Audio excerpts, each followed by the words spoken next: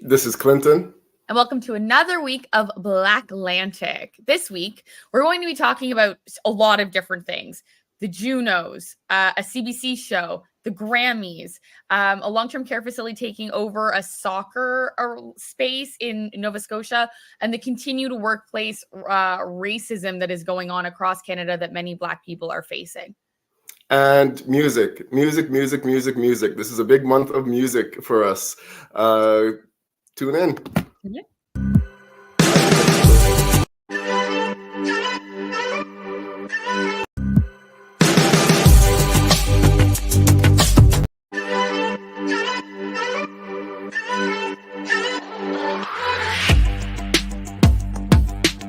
BlackLantic Media acknowledges that it carries out its work on the traditional unceded territory of the Wolastoqey, Mi'kmaq, and Pescotubacadi peoples.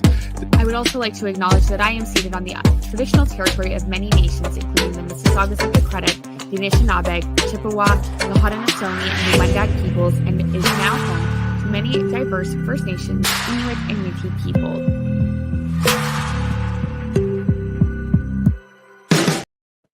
We know what we're doing. It's like some DJ stuff. Some DJ stuff. Let's jump. I try to swear less on the show. We're uncensored. I think that on YouTube, if you're trying to be monetized, if you swear in the first first minute or something, you're immediately demonetized. You got to swear at the end. Well, the good news is we're pretty far from being monetized on YouTube. That being said, if you're watching on YouTube, please click the like button, subscribe, share, comment. We really appreciate those who comment. As always, we love our audio listeners. Y'all are the best. That's where our core support is. But we're trying to increase that YouTube following. And it's good to mention that we're also on CHMA FM every week, Sunday nights at 8 p.m. We love CHMA. Thank you for always being there for us. Yeah, such a big support. So I've had a crazy 24 hours, and I feel like we should just start there. Let's do it. I was asked to go to the Juno nominees announcements, and I'm so excited. I'm hoping that means that we might be at the Junos. Some amazing people. I got to meet Jamila in person. I do believe we may be doing an interview with her very soon. But she's also part of our Black History Month playlist, which we will get a little bit more into, but we have been big up in her recently, and I've been following her for a while. It was so exciting to meet her in person. She recognized me in the hallway, and I was like, oh, who's this pretty Black woman who knows who I am? And then she was nominated, and I was like, oh shit, it's her. So that was great. She was wonderful. I also got to connect with Omega and Havaya Mighty, who were Juno nominated. Havaya has been nominated before. They make some amazing music locally and have actually worn designers that I know, which is dope. And they have a combined 3 nominations. I believe Havaya has 2 and Omega has 1. Which is very exciting. I got to meet some other amazing Black creators like Jive, who we may also be speaking to if we go. I'm putting that out into the universe.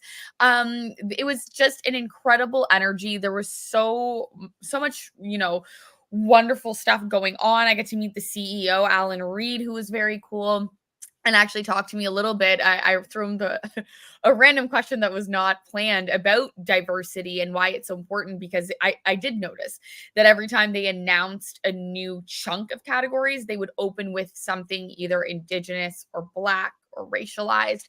And so he said that 9 years ago, they made a mandate that they would always have a more inclusive Indigenous focus. And so I think the rest came after that. But I thought that was very fascinating that they sort of made that up a policy. And I would be remiss if I didn't mention that guess who's going to be inducted in the Canadian Music Hall of Fame? Oh, I know who it is. Maestro Press West, who was also nominated for a children's album while we were there. The man just does it all. He does it all. So that was very, very cool. I think you have a. I froze for a minute. That's why my hands went up. Okay, because I was gonna say I can hear myself now. Still? Yes. All right, looks like we got that little audio issue worked out. Big up Jamila. I really hope we get a chance to meet her next weekend when we're in Halifax, also interviewing the notorious George Elliott Clark. And Havaya Mighty, yo, she's ill. Yo, her music is amazing. If you don't know who that is, her social media presence is her aura, her whole charismatic presence is incredible. So I'm really happy you got to meet her. I think you might be meeting her in a couple weeks at a certain art gallery. Word. Okay. Word. Yes, my people. I'm going to make Hillary, this the best trip you ever have. I can't wait because Toronto in February is not always all that.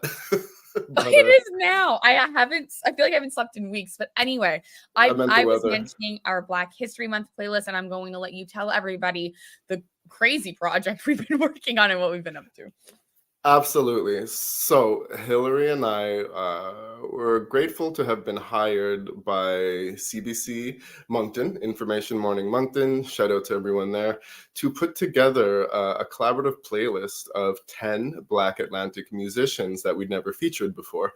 So far 2 people have played. You can check that out on, just go to the CBC Listen app, Google Information Morning Moncton with John Brewer. You can find those. They'll also be on the BlackLantic link bio when you click on that, and on the BAM podcasts. But yeah, so throughout the month, we'll be highlighting 10 Atlantic Canadian musicians on the radio and possibly other areas of CBC. So that's been really exciting. We won't tell you the artist. You got to go check it out. There'll be links on our pages. And on top of that, I'm really excited that I've been able to start with a project I've been thinking about for 4 years called BlackLantic Musicians. Social media handles are the BAM podcasts, where there is a Spotify playlist with currently, I believe, about 50 songs. And I will say that when I started this project even a month ago, I only knew of about 8 BlackLantic musicians, and I didn't know how many there were. And I've uncovered over 70 so far, and the music's actually banging. There's a lot of amazing music out there. So if you go to like Spotify, type in BlackLantic musicians. If you want to hear amazing East Coast music, not just for Black History Month and beyond, check that out. The BAM podcasts are starting up soon. Different than this format. This is just short, 20 to 25 minute interviews, very heavily music based, and it won't be weekly. It'll only be if I can get funding and whenever we can travel to other cities to interview these artists in person. And from time to time, if Hillary's in town or if I'm in Toronto and I can catch an East Coast musician, you're going to see her feature on the show too. Also, there's an organization in New Brunswick called East Track Mind. They've been doing great work for years, making playlists for businesses to play in their businesses to get spins for local musicians. Well, BlackLantic just did a collab partnership with them called Get BlackLantic. So if you search again BlackLantic musicians or East Track Mind on Spotify, you can see that playlist. Now that playlist is completely G-rated. You can play it in front of your kids, no matter what your beliefs are. And it's great for businesses as well. So I've been playing that in the salon as well as some other things. And last but not least, lots in terms of music. CHMA-FM has released their 18-hour long playlist of Black Canadian musicians from all over Canada. And that is an amazing curation. So if you listen to this kind of music, and Black people make all kinds of music, by the way, but if you're interested in hearing about BlackLantic musicians, check out one of these playlists. You'll probably add a lot of these songs to your rotation because there's a lot of good music. And that's it for the music segment. Hillary, I think you want to talk a little bit more about CBC.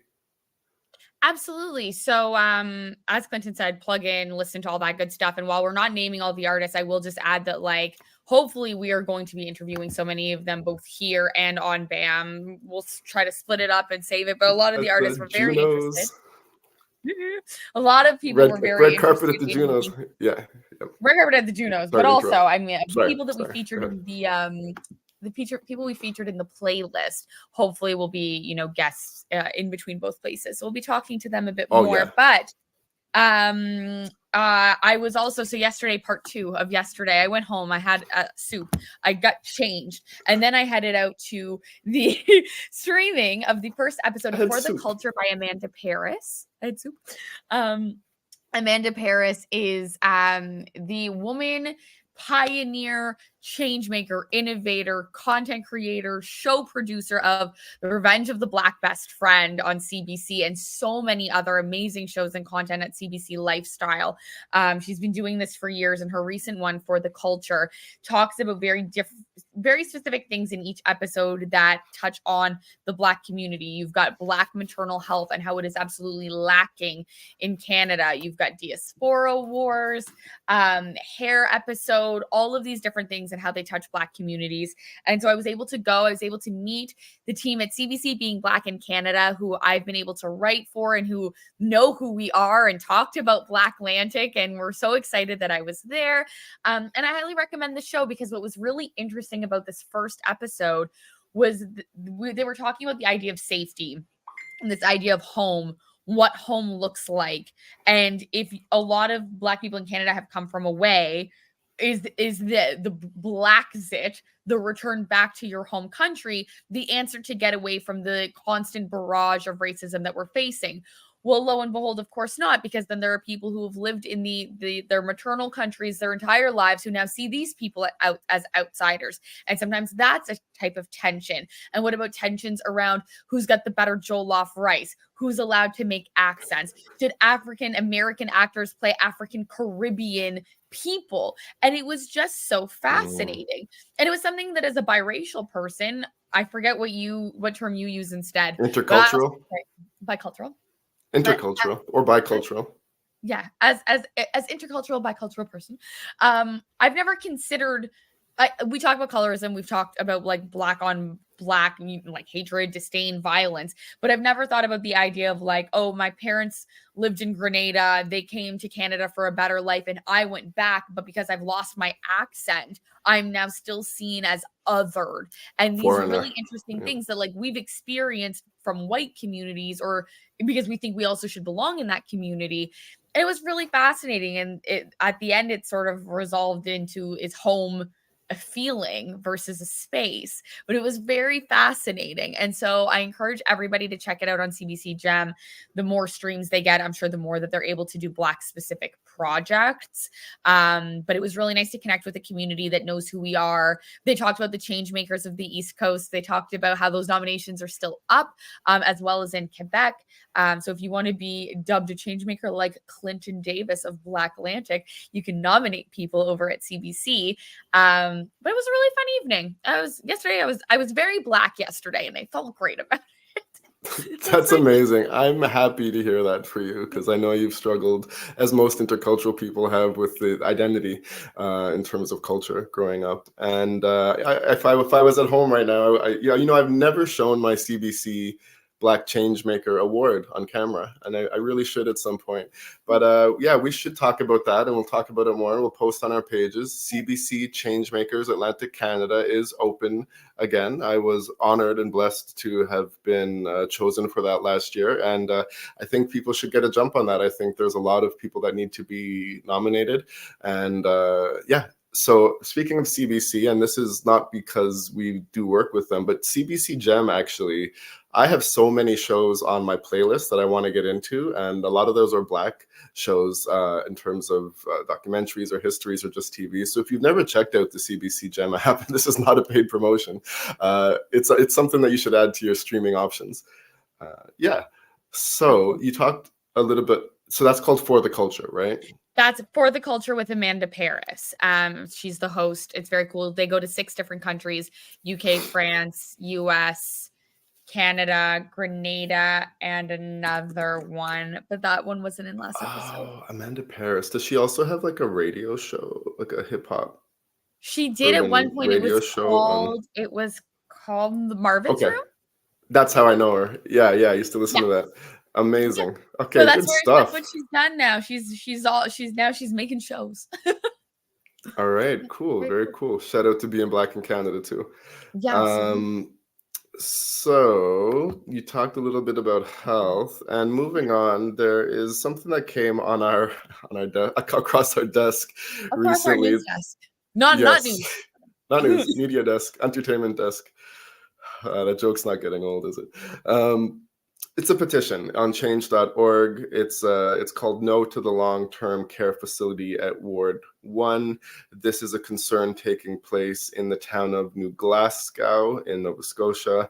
And it's a petition basically for the town to not build a long-term care facility on the property at 487 Brothers Street. Now, we don't know a lot about New Glasgow's history, but this change.org document does stress a history of trauma, racial oppression, and specifically trauma and racial oppression at the hands of the government in that community. Basically, what my understanding is that without town consultation, the government plans to tear up a soccer field that a community center in a primarily Black community has been using for years to build a long-term care facility. And there is certainly some outrage regarding that, basically because usually, obviously, the government doesn't have to consult with the public on everything. Obviously, we elect government officials to make decisions for us. But when it comes to really community impacted decisions like this, I'm sure this community center is a source of joy and exercise and even events, outdoor events in the summer, and places where communities can get together, barbecues, you know, how important a barbecue can be to all communities. And they're going to put a long-term care facility. And yes, we need long-term care facilities, but I imagine in a town or a village like New Glasgow, there also were other options of where this could be built. So there is a petition to have the town of New Glasgow reconsider the location of the long-term facility, for the town of New Glasgow to acknowledge the continuous harm they have caused to the community by neglecting to consult the constituents of New Glasgow, and that they will discontinue their practice of perpetuating systemic, institutional, environmental, and anti-Black racism. Quite a strong statement, and there is someone who is quite an expert on this. I didn't have the chance to reach out to them. Maybe in the future, if this news becomes bigger, we can do that. But those are some pretty strong statements for the community to be making about their own government. So there's obviously a history of trauma there. They're also asking for an apology for what's happened, and that they want to have the constituents be present in any decisions that have to do with that community center in the future. It's actually a pretty big statement. I mean, what do you think about that, Hillary? I definitely think, I mean, considering the history that we know about Nova Scotia from Halifax to Africville, etc., I think that it Yeah. comes across as like something similar to a displacement or just like eradication of something that's clearly extremely important to the community.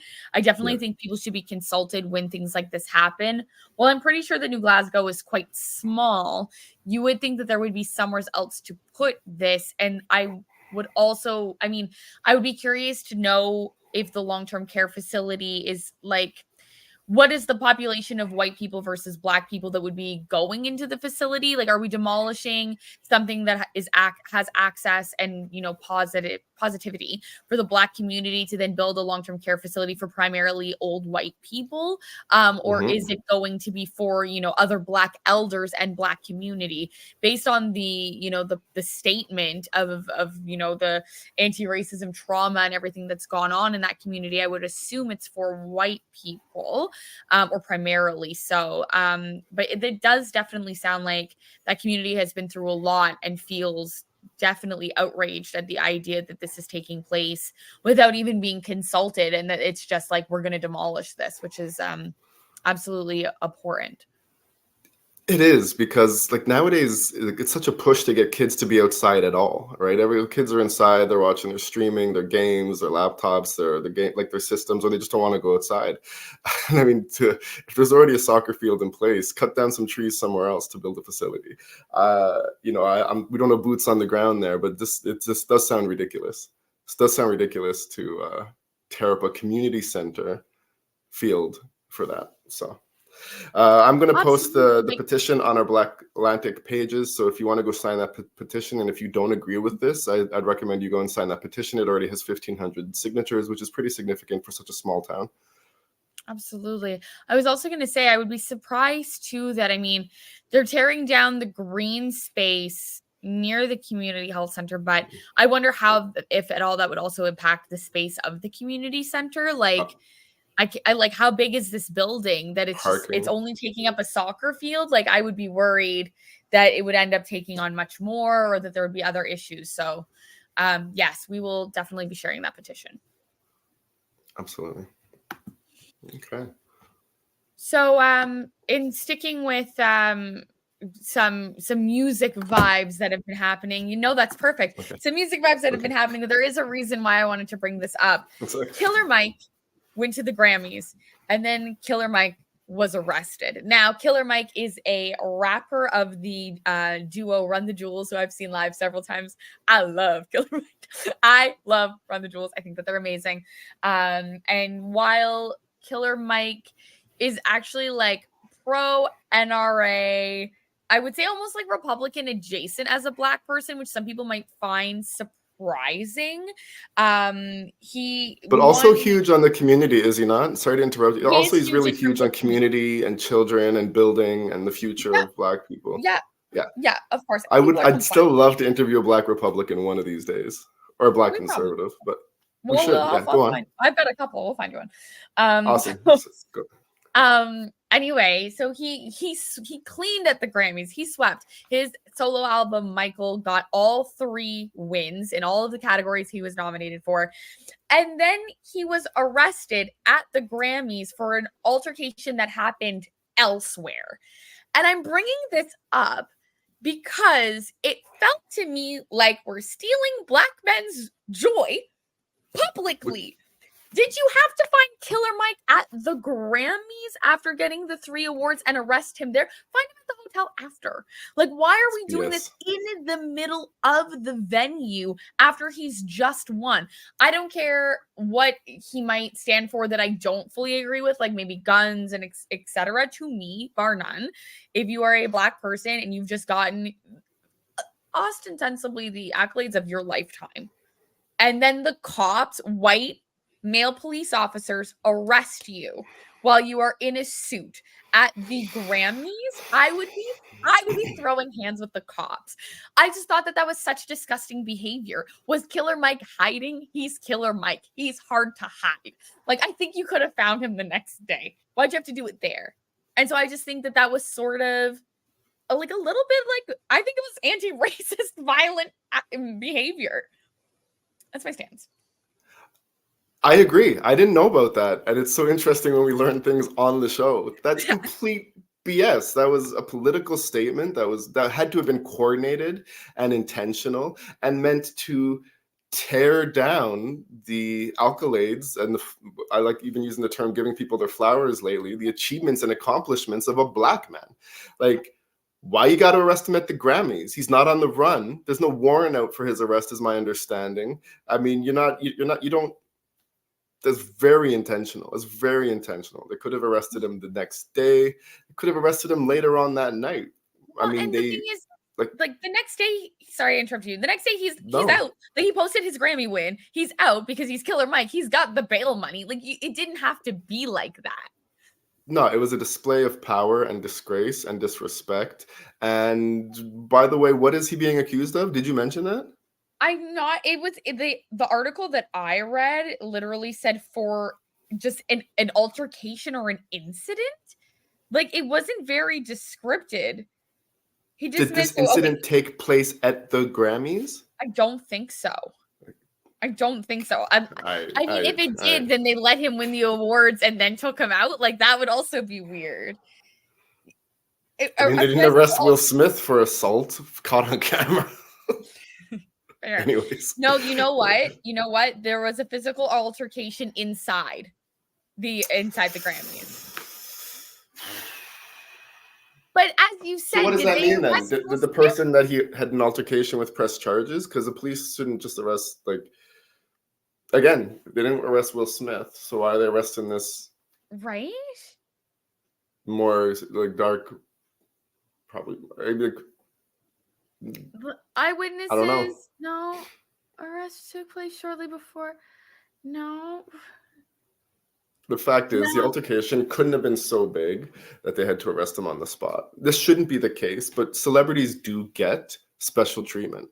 I mean, I Right. remember Justin Bieber was caught like drunk and on a ton of drugs, speeding recklessly down Break in into like a house or a house caught on Vegas or somewhere, fire. but he was in a Lamborghini speeding drunk.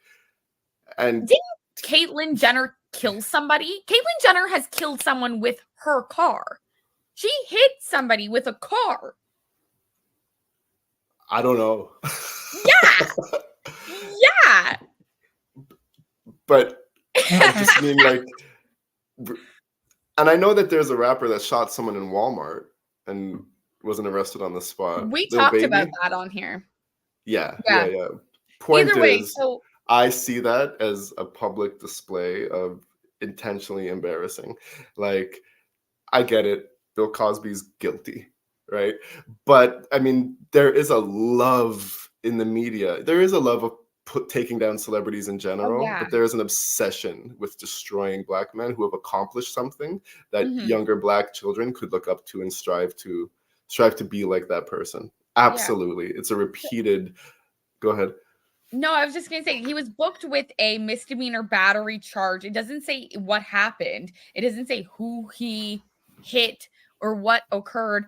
And he was obviously later released, is scheduled to appear in court later this month.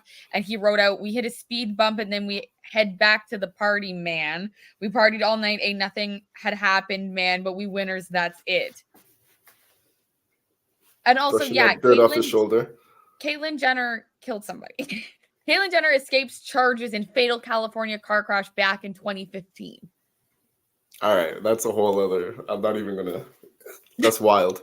But so Mike just brushed that dirt off his shoulder, and I haven't watched the video yet. But apparently, Jay-Z had some things to say about his wife not winning.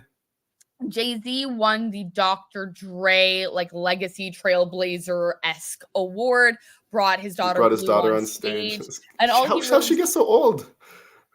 I was like, the dress, the figure, the woman, who is she? She's like 15. She's like 12, 15. And I was like, girl. Celebrities just age different, eh? I think it's the braids. Anyway. Last I heard of her, she was like 2. But yeah, go on. Right? Anyways, he basically said something like, I'm not gonna embarrass this young woman, but she's won 32 Grammys and has never won album of the year, song of the year, album of the year. Because last time she was nominated for Renaissance, Harry Styles took it home. And I don't think she was nominated this year. This year was Taylor Swift. So anyway, Jay-Z sort of called that out, and then also called out the fact that a lot of people might feel that they were robbed and are being robbed, and sort of a lot of people, the whole Grammys was sort of pooping on the Grammys. And even Trevor Noah was like, this is a concert with awards in the middle, and he was the host.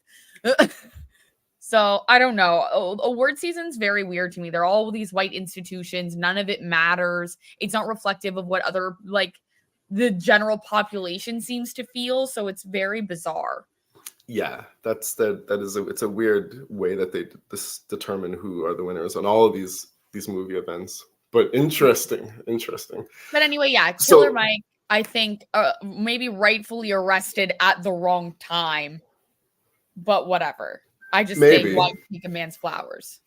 Good segue though, because Killer Mike being at the Grammys, that is sort of his workplace, and that kind of does feel like an act of a racist sort of. It feels like a racist act. It feels like, you don't. It just feels, I just want. Of course. So we're segueing into I've an article on CTV News that says that Black Canadians report high levels of racism despite workplace improvements. Canadian companies are making uneven progress on efforts to make workplaces more inclusive and equitable for Black workers, according to a survey that was done by KPMG. The results show that over 80% of respondents said that employers are making improvements, but similarly, the same amount of people say that they're still experiencing a form of racism or a microaggression. We don't believe that word. It's racism in the workplace in the past year.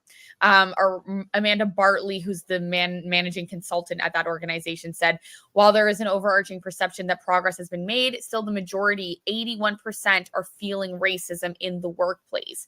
The share of Black people experiencing some form of discrimination was up about 10 percentage points from last year's results, that suggests that companies aren't pushing below the surface enough to get to the heart of the issue. Having safe spaces where people can share what they're experiencing without the potential risk of backlash and repercussions is a great thing. The results of the survey of 1,000 people that were employed and were self-identified as Canada show that Black women continue to receive less support than men. Only 68% said that their employer had an allyship training program, compared with 81% of men. So we persist. We continue. The racism still occurs. And that's exactly what it is. You know, I Yeah. will say that you can't not put new policies in place. You can't not move towards equality. You cannot make these changes, but the changes aren't going to happen overnight. Yeah. Eradicating slavery doesn't make racist white people less hateful or racist. Trying to break down Jim Crow laws and segregation laws, and allowing Black children to go to school with white children doesn't fix the problem overnight, and it still hasn't fixed the problem. It doesn't make changing law doesn't make hate disappear. So it's the same thing in these workplace environments. Setting up these policies are helpful, but setting up these policies doesn't make people who don't like Black people start to like Black people. Especially, I don't know if it mentioned if there was repercussions for these new policies not being followed. But yeah, just a simple act of doing that is a stepping stone in the right direction. But I am not surprised at all that there are still a lot of people reporting racism in the workplace. And I'm not surprised at all that there's less support for Black women. And that all falls into a whole other bigger category of adultification and how Black women are treated much differently, even from a younger age than other groups of people. And all too often viewed as the angry Black woman just for having an opinion, whereas if a white woman had the exact same opinion with the exact same tone, it would just be them voicing their frustrations. So that report is good, and it's good that there are some improvements made, probably not as many that were promised after George Floyd's murder in 2020, but news is news. Yeah, there's a couple of other interesting statistics towards the end that show that there's 76% of respondents said that compared with 4 years ago, there's at least now a Black person in the C-suite or on their board of directors, so CEO, CFO, etc. About 80% said they believe that Black or racialized people are among the first to lose their jobs over the past year. And as many as 73% said their career progress didn't materialize because the company was preparing for a slowdown. What I find really interesting about that is not only the slowdown or losing your job, but having a Black person in the C-suite, to me, stinks of tokenism. And this article positioning it as optimism to me is like, how about more than one? Do we have 3 people in the C-suite? Because if it's just, one, you've got your one Black person and then the rest are white, you're still fighting an uphill battle and speaking to people while in a minority situation in a position of power, which is still not great optics. Yeah. And who also don't feel necessarily safe enough to voice an opinion anyways. Representation is good. It's better than nothing. And the problem is that it's often tokenization that doesn't lead to actual inclusion and the valuing of the people that they're putting in these positions. I've been watching Max in the background. For anyone who's watching on YouTube, it doesn't take into consideration safe spaces and the actual reality that inclusion and these opinions need to be followed. And people aren't going to take me seriously like, if you're laughing in the background. It's because I thought that there was a ghost behind me and I got actually scared. And so I'm trying to calm down. I'm trying. You live with a cat and you thought there was a ghost in the background. In the camera. Okay. I was like, this is a horror movie. It's happening. I'm sorry. It's because I got birthday flowers and he's trying to eat them. And then I found out that they were poisonous. I was up till 5 a.m. He almost killed himself. It's okay. Everyone just witnessed the real life in the moment. Panic attack of Hillary feeling there are some ghosts up in your house. Representation matters. Yes. And that's where we're ending this episode. Yeah. So last but not least, our BlackLantic.ca website was down for a few days, but fear not, it is back up and running. After 2 years, we've converted from Wix over to WordSpace. we decided we can't support Wix anymore due to the ongoing situation in Israel. And Wix is one of Israel's biggest companies. Not only have they not made any public statements about what's happened, they have removed sites from their servers for people who were pro-Hamas. And I'm not saying I'm pro-Hamas. I'm not saying I'm anti-Hamas. I'm just for the right for Palestinians to have self-determination. But they were taken down websites that weren't supporting Israel. They messaged their employees, telling their employees to post pro-Israel content to support the narrative. They fired people who spoke out against Israel, and again, yeah. So they are taxpayers in Israel and some of the biggest contributors to the IDF in the whole country. So when our subscription was up, we made the very hard decision. It took us a lot of time to rebuild our website and convert it over to a new site. So go check it out there. It's got a fresh new look. We'll be continuing to make updates. Let us know if there's any glitches and let us know what you think, please. Very briefly, shout out to my business partner, Clinton, who took on so much of the website building. It looks great because of him, not because of me. I just tried to get the name over and I struggled. So thank you so much to Clinton. Also, we haven't really plugged this, but this weekend we're going to be together. Not only are we interviewing George Elliott Clark in Halifax and hopefully Jamila, but we are doing some diversity, equity, inclusion training at St. Thomas University. And I'll be speaking at my high school. And all of that is because we have viewers and listeners and donators, money and supporters. So thank you for letting us do the work that we do. Thank you for visiting the new website. Like, comment, subscribe, do all of that stuff. Have a good Black Lit month. Will you see us at the Junos next month? Hope so. Hope so. Peace. Peace. Oh, there's an outro video now.